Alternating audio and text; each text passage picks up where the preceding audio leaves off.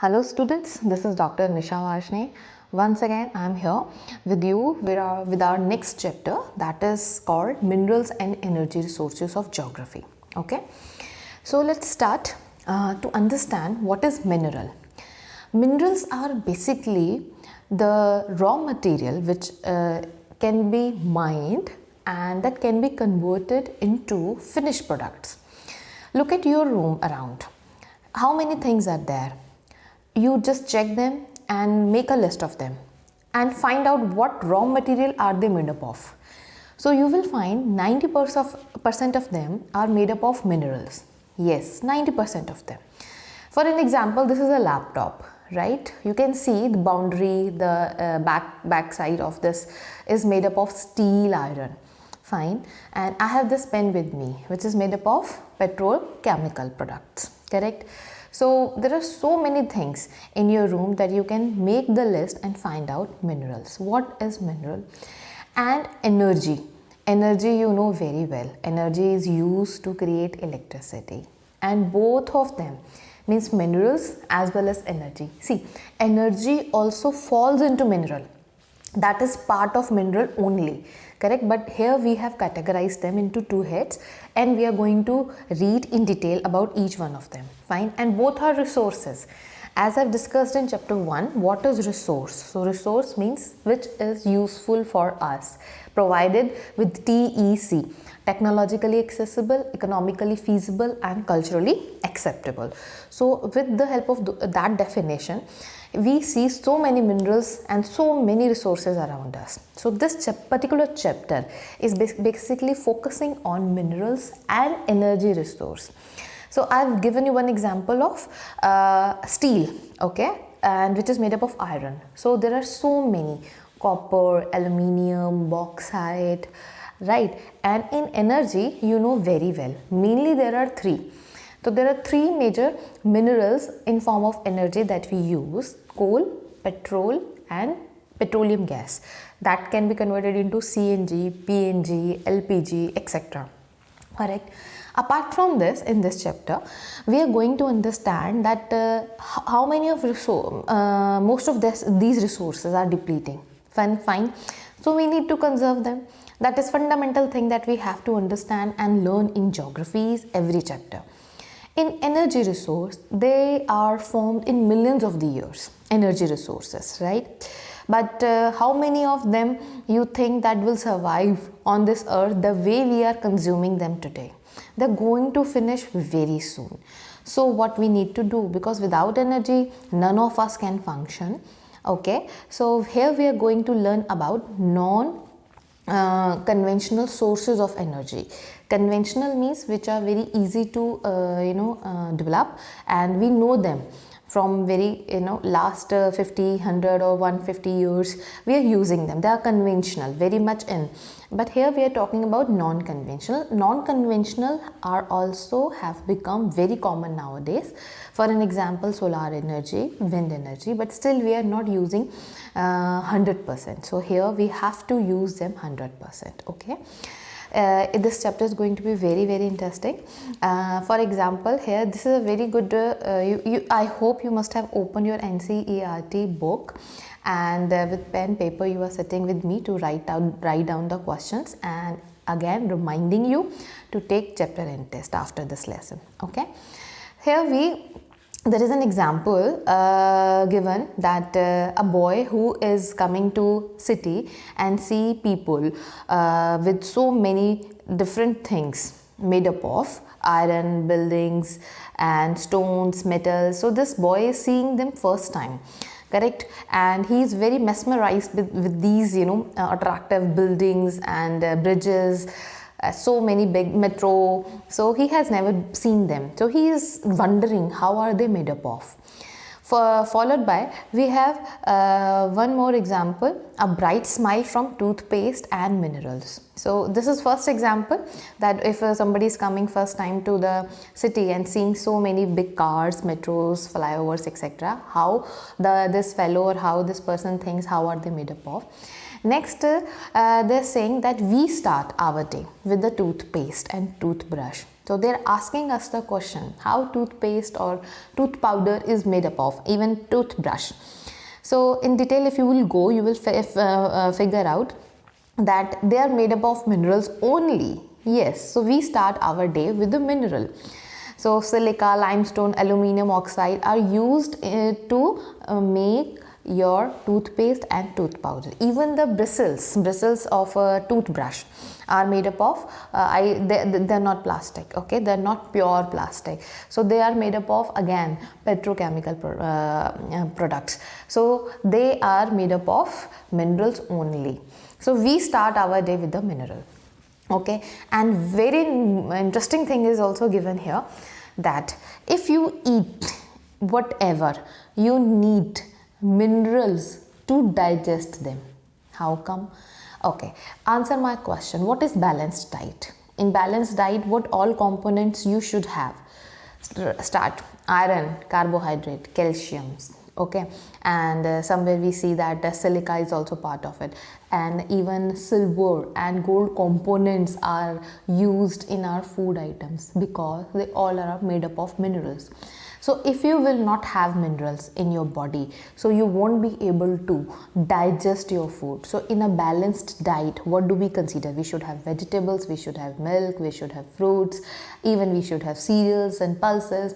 All of them are made up of so many minerals. So we should keep more quantity of minerals in our food, so it digests easily and it should not create any trouble. So if you go for packet foods, or you can say more non-vegetarian food, so that will create problem in your body because that does not have minerals. So but raw vegetables, raw fruits have lot of minerals in them, okay, which helps in digestion. Okay, so here we have understood three important factors or three examples to understand what are minerals. So first question you can write, what is mineral, which is given next. So here we have the answer also. Geologists define minerals as homogeneous, measuring naturally occurring substance with a definable internal structure. Minerals are found in varied form in nature, ranging from the hardest diamond to the softest talc. So they are found in varied forms. Forms means hard mineral. So that diamond is also a mineral that you wear. And in previous times, women used to, even men also used to wear a lot of jewelry. So why? Because once that jewelry we wear, so that jewelry helps in contact with our skin, and it helps in extracting little mineral. So jewelry made up of gold, silver also helps in getting minerals in your body, which is very good. Okay, and next, talcum powder that you use, that is also a mineral. It is a rock actually, and once you break that rock and put some fragrance into it, you can sell. It is very, I would say cheap, but we buy talcum powder because of its fragrance on higher rates again. So minerals is so important. We use them in our daily life in multiple ways. I have given you examples. Products that you see in your room are made up of minerals. Food that you eat, that is mineral. To digest food, you need mineral. Okay, and jewelry is made up of mineral. That is also source of getting minerals in your body. Fine. So this is what is minerals. The first question you have to write, and answer is given here in NCERT. What is mineral? Next we have, you can see how are minerals formed. What is their mode of occurrence basically. Correct. So we will go into mode of occurrence, and before that we have one thing given in the inverted brackets, that is the study of minerals by geographers and geologists. So first question, or you can say this is a very interesting question to answer. What do you mean by geographer and geologist? How are they different from each other? Geographers are basically would tell you where are the minerals. In this particular rock there is a mineral, and geologist would help in finding the percentage of minerals in that. Yes, what what particular mineral is found in this particular rock and in what percentage, because we have seen that rock will become our resource once there is a second factor, economically feasible. Assume we start mining it and we don't get anything in our hand, so is that resource will be lost for us, and of course lost for the nature also, because we are mining it. So geographer and geologist are two people, those who help us in finding the minerals on the earth, and that is their job to find out. And they also work on the chemical composition, so what can be used after mining that mineral. Correct. Next question is that let us find out mode of occurrence. Mode of occurrence means where are these minerals found, how are they formed. How are they formed? Write down the next question. Where are the minerals found? Oblique, how are they formed? So I asked you to write mineral in the capital letters on your page. Write mineral, M-I-N-E-R-A-L-S. Okay. Now make a bracket, put a line under mine, M-I-N-E, mine, and make one line under it like a flow that mining is done on rocks. Write down rocks. And how many rocks are there? Types of rocks that you have done in science as well as in social science? 3.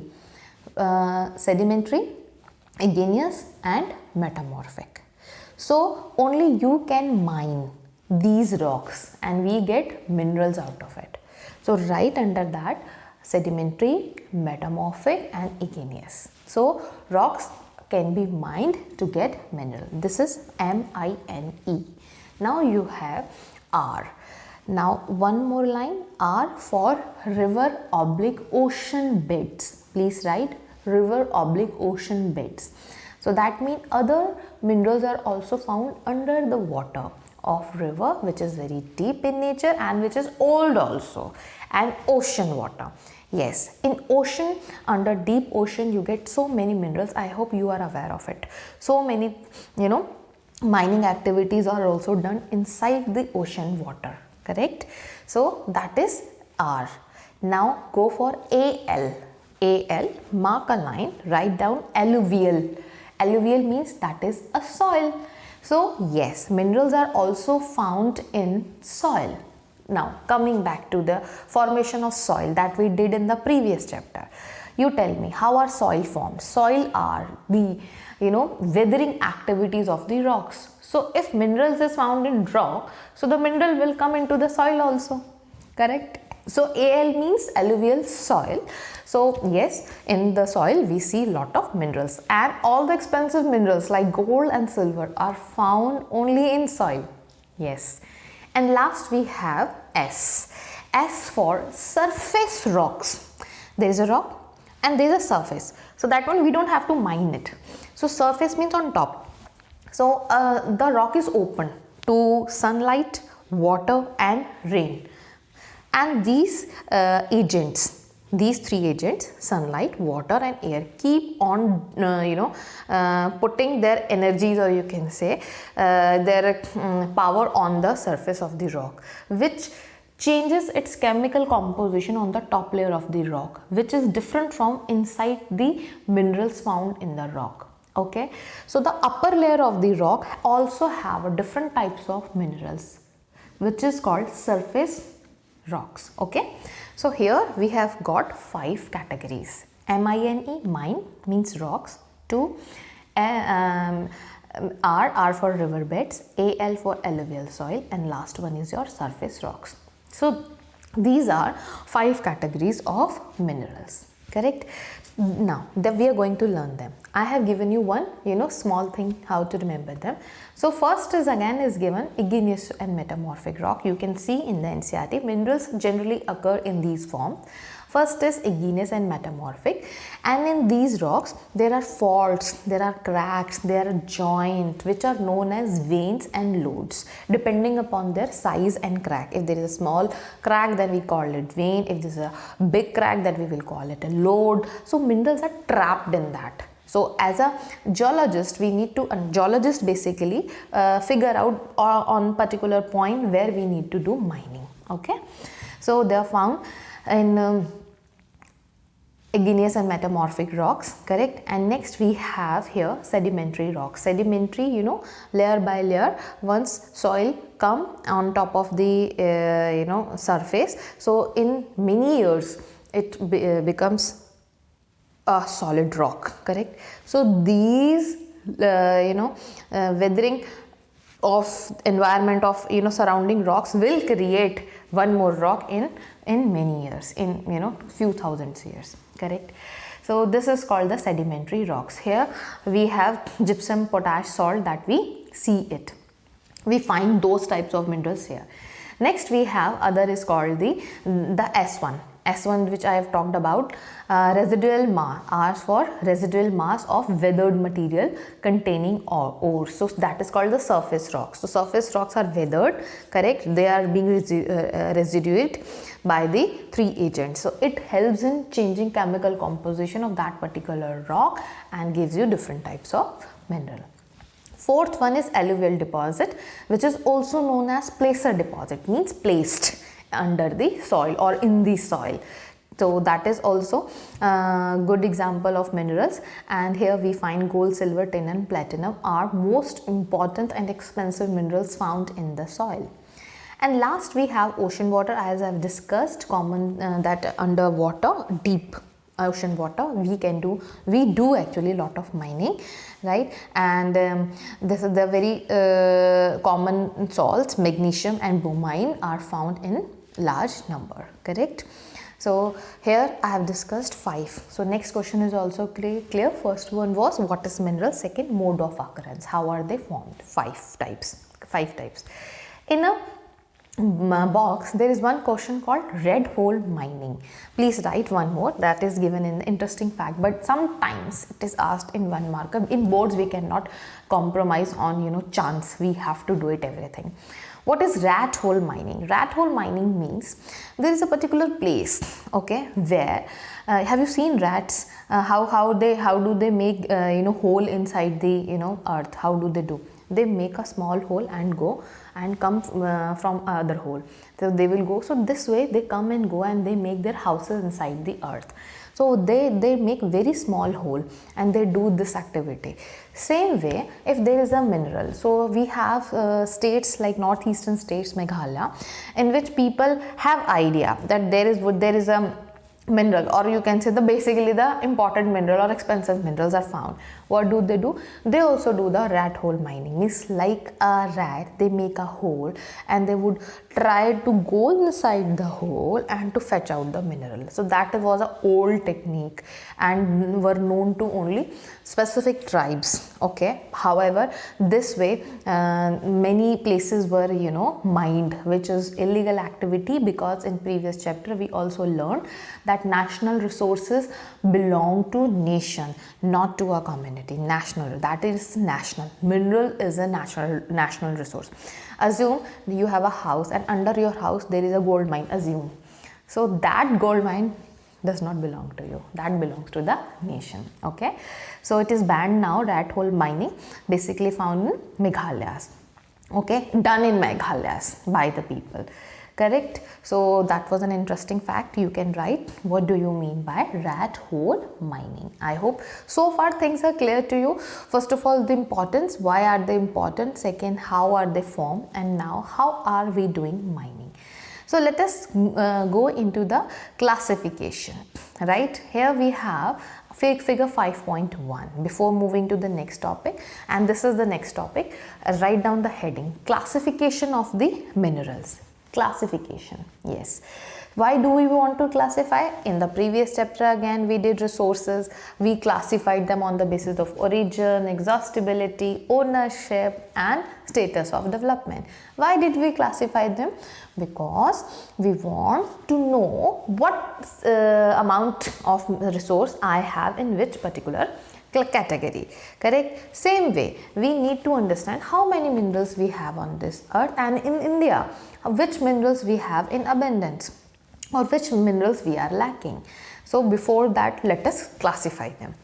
So minerals are basically, write down, or you can see this table 5.1. Minerals are basically classified into 3 categories: metals, non-metals and energy. correct?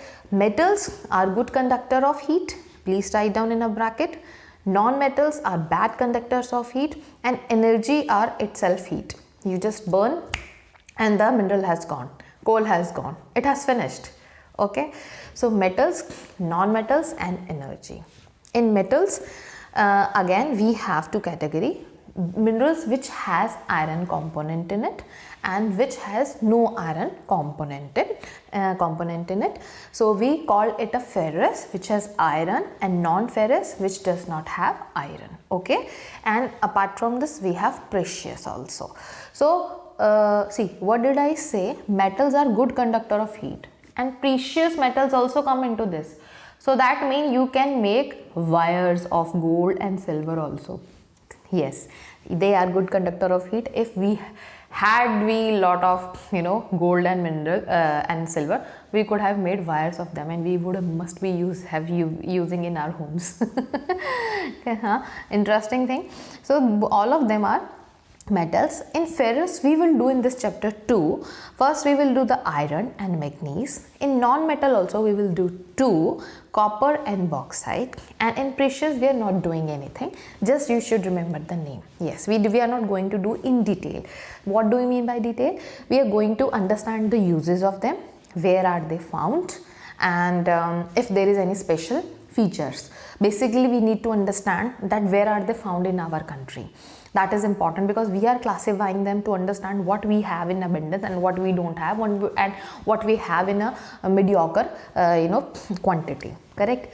Next we have non-metallic, which are bad conductor of heat, but very important. How are they used? We will discuss. So in which we are going to do only 2, mica and limestone. Again, so 2 in metallic ferrous mein we are going to do, non-ferrous mein we are going to do 2, and in precious we are not going to do anything, just remember the name.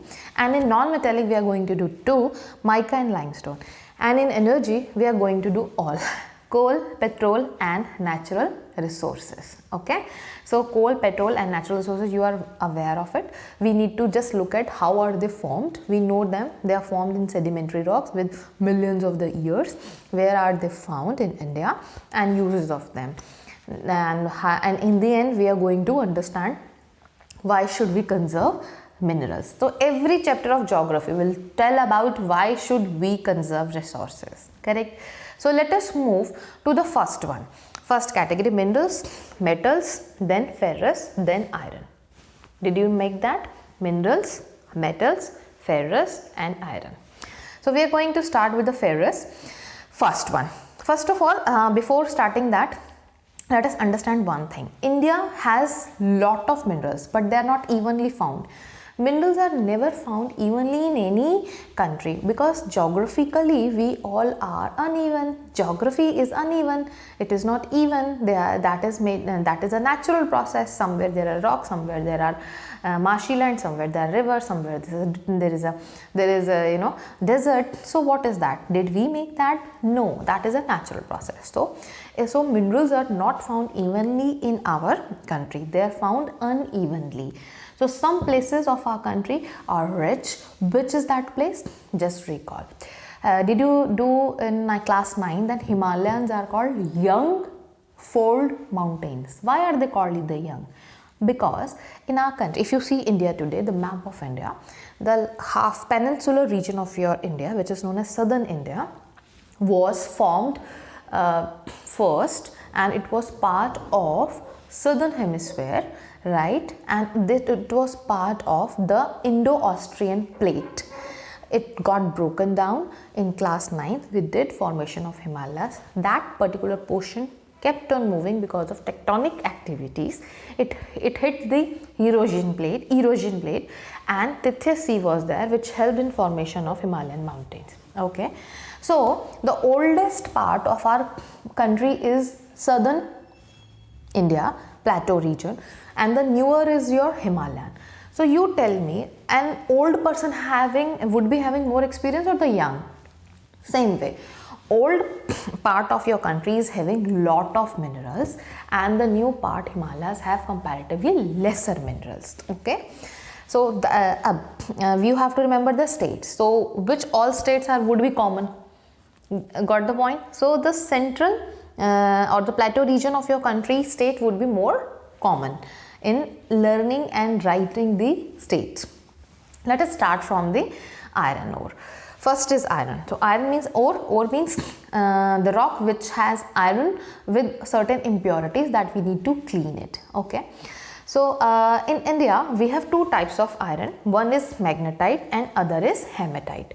Magnetite is having good quality of iron content, which has 70% of iron content in it, and the other is magnetite is having 70% and hematite is having 50 to 60% iron content. So this is a job of the geologist to find out in that particular rock will we have hematite or magnetite iron, then we can go for mining, correct?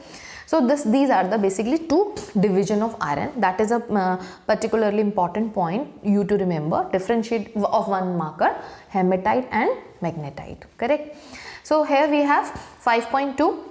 You can see which portion of your country is having lot of iron. So equally we can see the Karnataka again, which is southern state of India, and Odisha. So you can look at that. Okay, both are into the southern India. So they are good, having good reserves of iron, correct? Here we are going to see few important belts. Belts means the area. So belt can cover 2 or 3 states, because states are politically, designed bodies. Naturally, it has nothing to do with the political boundaries. So if we see the belts, where are they found? First is Odisha Jharkhand belt. So it covers Odisha as well as Jharkhand states, correct? And you can see 5.3 picture is also given, and in that, see, this is a belt. Okay, belt is a large area, and in that particular belt it is spread into few kilometers, 100 kilometers, but in those places everywhere you will not find the iron, but you may find starting point and ending point or the middle point iron, and that iron we have called the particular spots, and the names are given to them. For example, Mayurbhanj and Kedujhar districts have in Odisha Jharkhand belt good amount of iron, followed by Durg Bastar Chandrapur belt, which is part of Chhattisgarh and Maharashtra. Here we have 14 deposits, hills. We have small hills, 14 hills, where we see lot of iron. And iron, because they are found where Chhattisgarh and Maharashtra, through Chhattisgarh they are being transported via Visakhapatnam port to Japan. Okay, so we also export iron. That is a good part of to hear that. Next we have third one, Belri Chitradurga Chikkamalagur Tumukur belt in Karnataka. I hope, I'm sorry if I pronounced wrong, those who belong to these states. So in Karnataka we have Kudermukh mines in Western Ghats, where we have 100% export unit. So whatever minerals iron we are getting out of that mine is completely exported, correct? So these are the special belts that we always have to remember. Last one, Maharashtra and Goa, includes Ratnagiri districts of Maharashtra, which has high quality of minerals, which can be exported through Marmagaon port. Marmagaon is in Goa. Okay, so we have 4 belts to remember where we have iron and iron mines, and through some of them we export and we make foreign exchange out of it, correct? So again, all states are found in your South India, because that is the oldest region of your country, plateau region. So we did, what did we do in the iron? Write down the question. Uses of iron. 1, where are they found? 2, third, whatever major important hills or places we learned, we have to mark them in map work. Yes, we have to mark them in map also, that we are going to do in little later as we will move into this NCERT. However, it is given on the next page itself. You can see iron ore fields, iron ore mines, iron ore exporting ports, manganese, bauxite and mica, all of them are given on the single map. But you don't have to remember all of them. Take out the list from the CBSE website, map list of class 10. Only specific places you have to remember. Simultaneously if you will start doing it, so you will never have a problem in learning map work. Okay, so let us move to Then next, the second ferrous, okay, mineral, metal, ferrous, non-ferrous, right? So in ferrous we did iron, and one more is your manganese. So manganese is helpful in making steel, and I think steel is used everywhere. All buildings, houses cannot be manufactured without help of steel. So steel are particularly found in manufacturing of steel, and manganese, and bleaching powder, bleaching powder to clean the clothes, and to make insecticides and paints, insecticides to kill insects and to paint. Sometimes if there is a paint in somebody's house, so there is a strong fragrance, or fragrance, I would say smell, correct? So that is because of the manganese, correct? So paint also have this content. I give you one more example. If you open new clothes, especially children's t-shirts have some kind of a cartoon made on their t-shirt, and if you open it, that is a sound, and that is a kind of a different type of smell also from that cloth, because that has manganese in it. The paint has a manganese, and that smells transfer to the cloth also, which is, if you wear it, so it is a little harmful, but it's fine. It goes like this. So manganese, I hope it is clear. Odisha is the largest producer. You can see it is given 5.4. 33% manganese are found here. So we have covered here ferrous, in which we have done iron and manganese. Now let us move to the non-ferrous. In non-ferrous, we are going to do only two, copper and bauxite. I hope copper you are aware of it, where it is used in making electrical cables, electronical industries, chemical industries. And next, where are they found? In Madhya Pradesh, Balghat mine, 52%. Again, Madhya Pradesh is also into your plateau region, that is in center. Madhya means center. So that is Madhya Pradesh of your country. Madhya means center. So that is also having what? So from Madhya Pradesh to downward onward, you can always see is half of your country where most of the rich irons are available. 52% are from 58% is from Madhya Pradesh, and then we have Rajasthan also. In that we find that. Okay, so copper has a simple uses, electronic industry, and where are they found? Next we have bauxite. Bauxite is a mineral. After cleaning it or after processing it, we get one substance called alumina, and out of alumina we are able to manufacture aluminium. Aluminium is a fine product which has all the properties of iron, but except one, that aluminium is light in weight, iron is heavy in weight. Aluminium is as strong as iron, and aluminium is rust proof as well as compared to the iron. That is why bodies of all the vehicles, aircraft, cars, buses are made up of aluminium, because they are light, and if they are light, so it is easy to fly also. I am talking about the airplanes. So here aluminium is basically again Odisha. Odisha is again, we are seeing again that most of the places Odisha is coming, so it's very easy to remember always Odisha, leading producer of aluminium. Here we have a particular hill called Bilaspur Katni that you have to mark in the map, particular, because Odisha is the largest, is a big state on the map, so where we have to pinpoint it, that is Bilaspur Katni. Okay. So here we have completed your ferrous and non-ferrous, and there is one interesting fact that this is very interesting. Do you know Napoleon? See, he liked aluminium so much that he used to have he replaced his utensils from gold and silver to aluminium because it was so lustrous. Interesting. And after that, today aluminium plates are found in the hands of the beggar of Paris. So sometimes history also brings lot of interesting facts which is given here. Let's move to the next category, non-metallic. Again, we have to do two, mica and limestone. So mica, have you seen wire, okay? So outer coverage, if wire has electricity, if we switch on, if we will pick that wire and hold it, why don't we get current? Why don't we get burnt? Because the outer layer of the wire is made up of mica, which is bad conductor of heat. That is why mica is most indispensable part of electronic industry. It is required to make every electronic goods. The charger, your wire, everything is made up of mica. Otherwise, we will have our burnt hand if we'll, pick it and hold it. That is why it has more resistance, found in various colors, very thin, and can be molded. That is why it is very soft also. Wires are soft, okay, and it has good resistance towards higher voltage. Next, where we find that, so mica is found in Hazaribagh belt of Jharkhand. Again, where is Jharkhand? In South India, Chota Nagpur.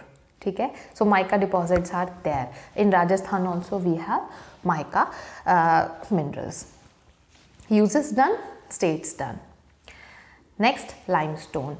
Without that, no building can be constructed. Limestone means chuna, calcium carbonate, which helps in doing what? Whitewash, making floors, tiles.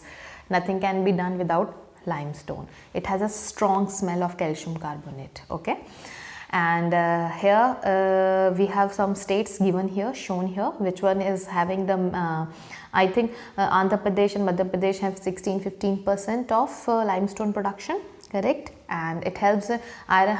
Mica also helps in smelting iron. Smelting means to make it liquefied iron, then make products of iron. Iron is a solid mineral. To make it in a liquid form, we need what? Limestone, correct? Next, we have hazards of mining. Very, very important question. Please write down what are the hazards of mining, and before that, uses of iron, uses of mica, uses of limestone, uses of copper, and where are they found. Make a list of make a table, okay? And in a table you write down the names of the minerals, and you write down where are they found. You write down what are their uses. You can write which state is the first or second, or having maximum production of that particular minerals, correct? Next, an important hazards of mining. Mining is very harmful because it is done by the human beings. Human beings are dying. Yes, many labor is dying inside the mine during this activity, and it kills our environment also. Because under the earth we have certain poisonous gases. If somebody is going inside, it will inhale and the person will die. And if that poisonous gas is coming out, so it will kill nature, human beings, animals. Third, after mining, the poisonous or leftover substances left like this, so that may harm nature, or sometimes that leftover is mixed up with the fresh water. So fresh water has that kind of a chemical, and that we consume. In Bihar there is a village where because of this mining activity or use of chemical, the entire village has got contaminated water, and people are dying after that, and children born in that village having deformities. Yes, deformities, correct? So hazards of mining is one important topic that we have to learn. Okay? All the environmental degradation we have to put it here, and the threat to the human life as well. This is called hazards of mining. Some newspaper clippings are also given there. You can watch and you can see that. Next, and that is why it is also known as killer industry. Mining is also known as a killer industry. This question can be asked: hazards of mining oblique, which is known as killer industry. What are the hazards of mining oblique killer industry? Why to conserve? We understand. We need to limit our needs, or you can say greed, not need, because Gandhi said there is enough for everybody's need but not for the greed. We are greedy. We want more, more, more. All of us want more. 1 car, 2 car, 3 car, 2 house, 3 houses. We need this, we need that. So in that, mining take place, okay? And this what you said, commercialization of the products are so high that we tend to buy more and more. Rather, if we have enough, we cannot satisfy ourselves in that. That is very challenging. So conservation of mineral, according to me, is if human would start reducing their greed, start living a simplistic life, would bring more minerals to earth and conserve them. Fine. So here, conservation, some of the points are given. Minerals are finite in nature. We need to conserve because it takes a lot of year years to create minerals naturally, and we cannot replenish it with by human made any chemical. Fine. And recycling of metal is one of the important part that we can do it. Only recycling of metals. So reduce the greed and recycle the things, and all your hours that you have been doing can be put here. In conservation, you can write all your hours in context of that particular topic which is being asked: conservation of minerals, conservation of forests, conservation of water, conservation of resources. Correct? So you can put all hours in context of that particular subject. Next we have energy resource. So I don't need to tell you uses of energy.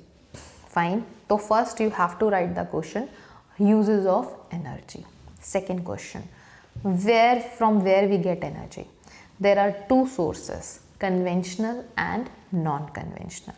Conventional, which has been in practice for many years, or you can say centuries.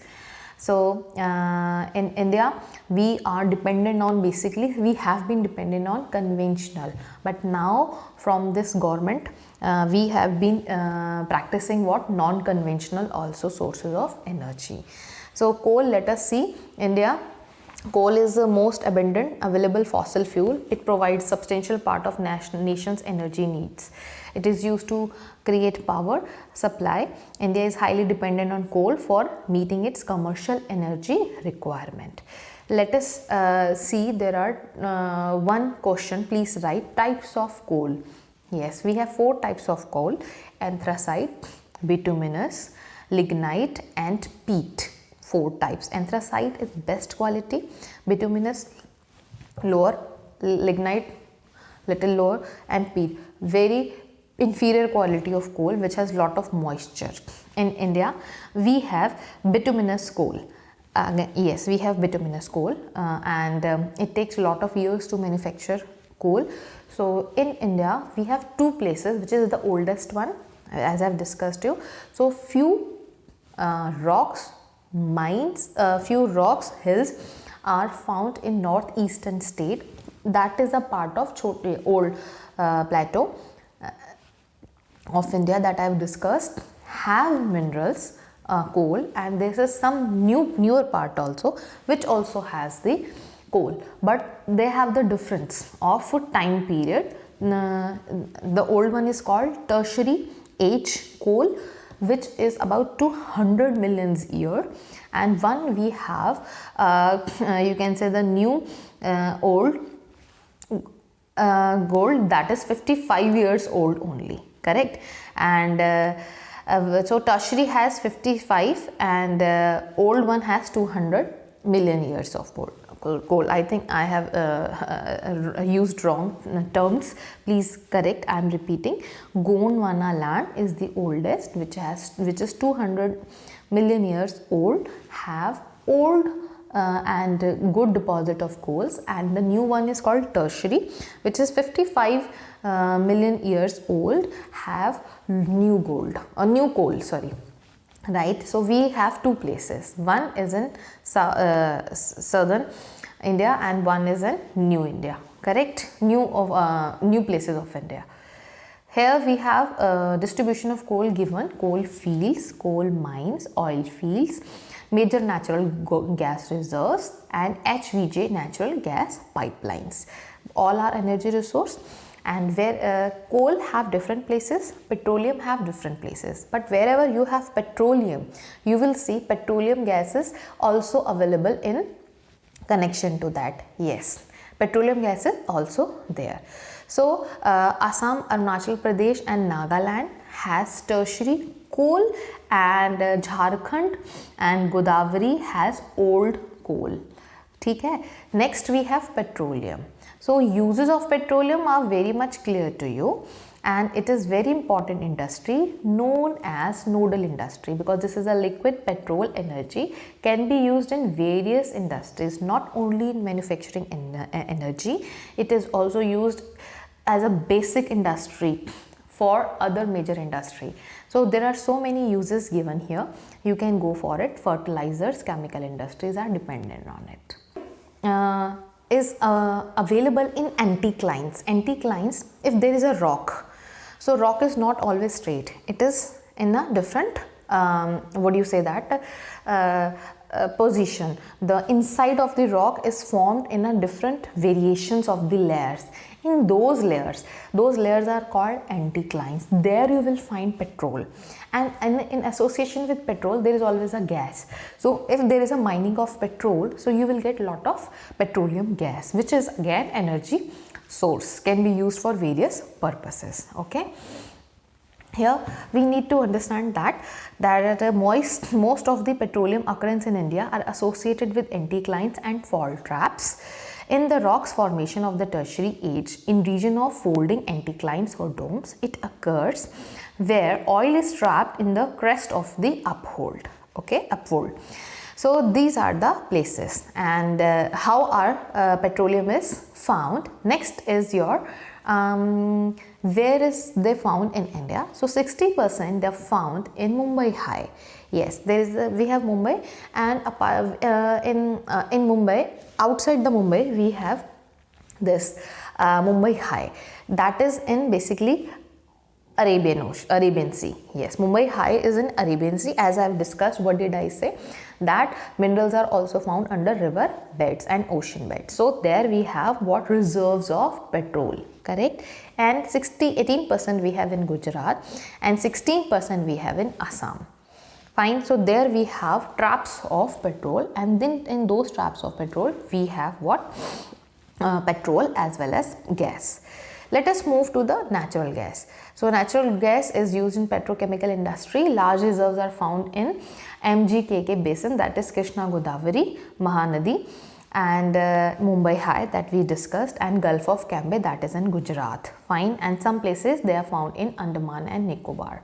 So to transfer that gas, there is a 1700 kilometer pipeline that we are going to learn in detail, chapter 7, pipelines. Inside the you know, there are so many big pipes are being digged on the roads and put under that, then on that we have the road. So under that pipe is carrying what? Two things, liquid, semi-liquid things. One is water pipeline, other is gas pipeline, which is comparatively small pipe, okay, in terms of diameter. So through that we pass on the gas in your houses. Now LPG gas is coming through that only. Cylinders in most of the states have been removed. In Delhi particularly we have these LPG gas pipelines. Okay, so one of the biggest pipelines of India is 1700 kilometer, Hazira Vijaypur Jagdishpur, and which transfer gas throughout 24/7, and it has covered in major 3 states of your country. So which all 3 states? Gujarat you have in that, you have in Madhya Pradesh and UP.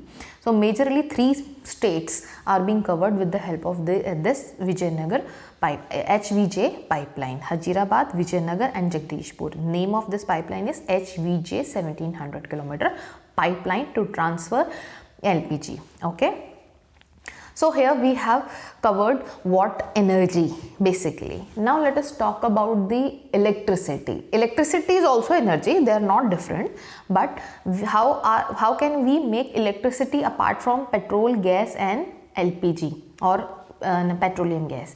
There is one more way to create electricity, which is conventional. Yes, we have been using it for many years, which is known as hydroelectricity.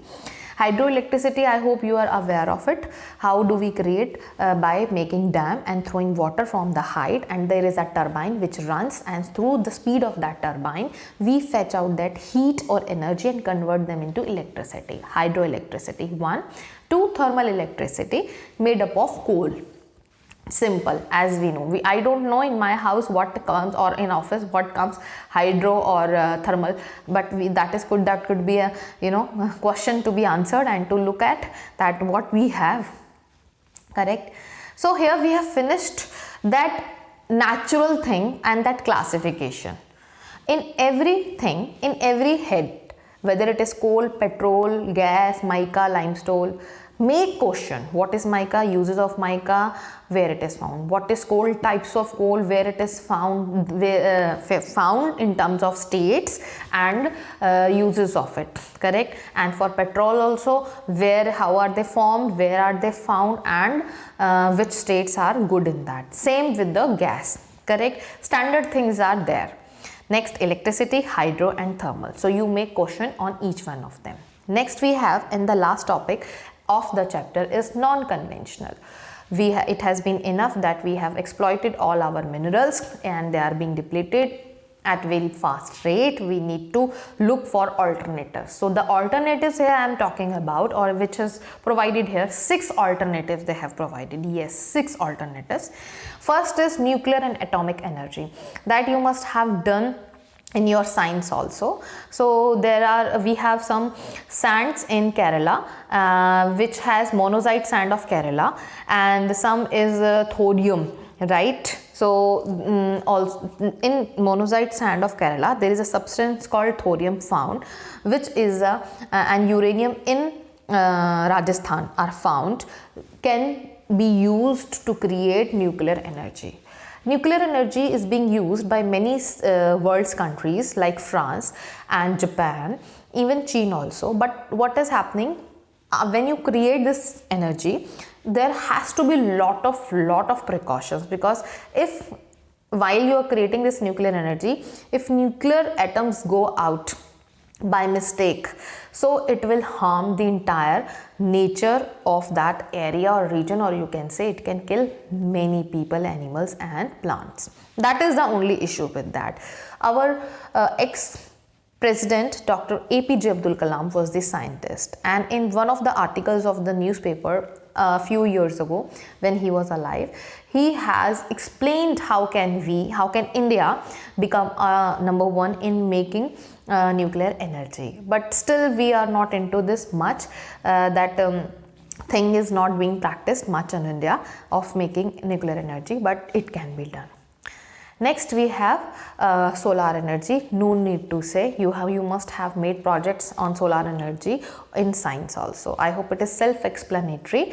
So which states are good? Rajasthan, Gujarat, even entire South India or North India, some except winter season, we have enough sunlight. Every household can have their solar panels, and they can use small panel of it to create their own electricity and can be used in entire building. That can be run. And solar energy, I hope no need to say, all your red lights are being run on that nowadays, fine. And many buildings are new buildings are constructed in such a way that solar energy, with the help of solar energy only, that electricity or need of that electricity can be compensated. Next we have wind energy. Wind energy, where you have a speedy wind. So in India we have western side of India, which is known as Western Ghat. All the states, Gujarat, Kerala, Maharashtra, have very good speed of wind. So we can put a long turbine on a large scale open area where that turbine can function with the float. And that turbine, once it is in flow, it captures that heat and can be converted into electricity.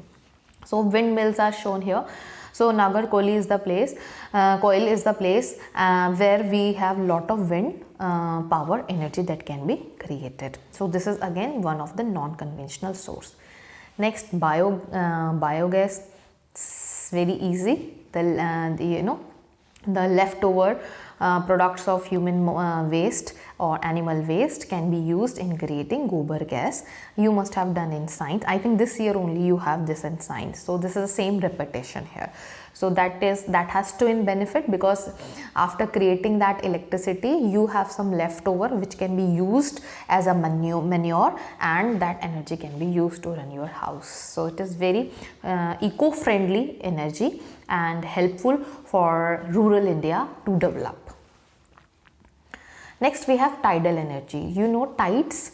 So half of our country is close to ocean, right? So we see a lot of tides, right? And tides come a high speed wave which has very power.